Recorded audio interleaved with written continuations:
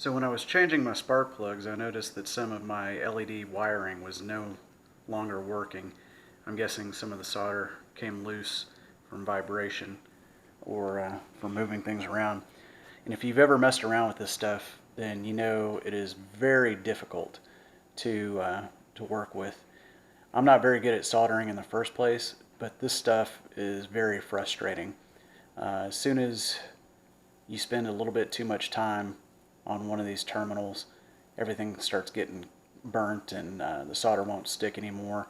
And then even when you do get the solder on there, they're so flexible, um, along with the flexible wire, that it's just a natural recipe for things to come loose. I bought some of that wire glue to try that, and I think that it would work if you could just hold it still long enough for it to dry. Again, because of the flexibility of the LED strips and the flexibility of the wire, you have to hold it in place. And I tried everything from paper clips to weights to tape, and I couldn't get it to stay in place long enough without the wire or the strip curling up and breaking the contact before it could dry. So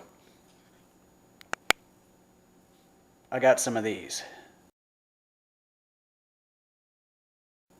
little splicers. These are made, this strip is 8mm, 2-pin, single color LED strip. It's also waterproof. It has a silicone layer on top. That's important whenever you select what kind of splicer you want to use. You want to make sure you have it for the right width and the right thickness. This stuff is good because you don't have to strip off the silicone off the LED like you do when you solder it. And you don't even have to strip the ends of the wires. You just put it inside the clip and press it closed, and the little spikes inside join them together. So you have to pay attention to your positive and your negative, which wire is going to line up with which piece of your LED. So using this strip here, this side is negative running to my black wire, this side is positive going to my red wire.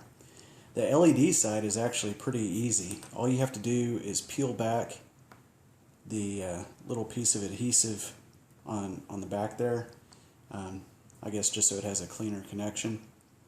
And then the LED side is the short little flap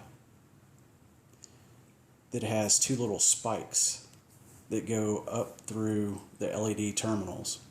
The wire side has two V-shaped little blades for each wire that cut through the sheath of the wire and make contact with the copper. So you just put your LED strip in as far as it'll go, all the way to the back. That way the little spikes line up with the terminals. And then I just go ahead and kind of mash it down onto the spikes just to hold it in place.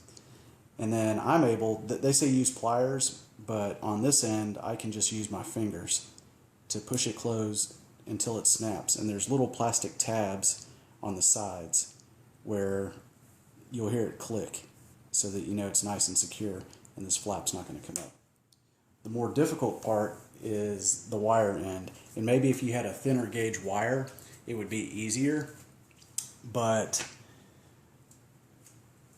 I can't remember what gauge this is. I think this is 18 or 20, but if you went to a smaller gauge, maybe 22, it might be easier. So this side's my positive, that side's my negative, so you got to line it up with your red on your positive, and again I stick it in there as far as it'll go, and your black on your negative. And there's channels that you can see where the wire is supposed to fit, and there's supposed to be a little space in between them. Now this one's more difficult. I kind of get it started with my fingers, but there's no way that I could get it shut with my fingers. So I've got a pair of vice grips. They say use pliers, but I kind of like vice grips for the extra leverage.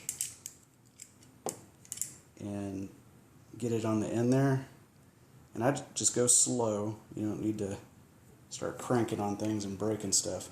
But just go slow and apply pressure until this end clicks into place.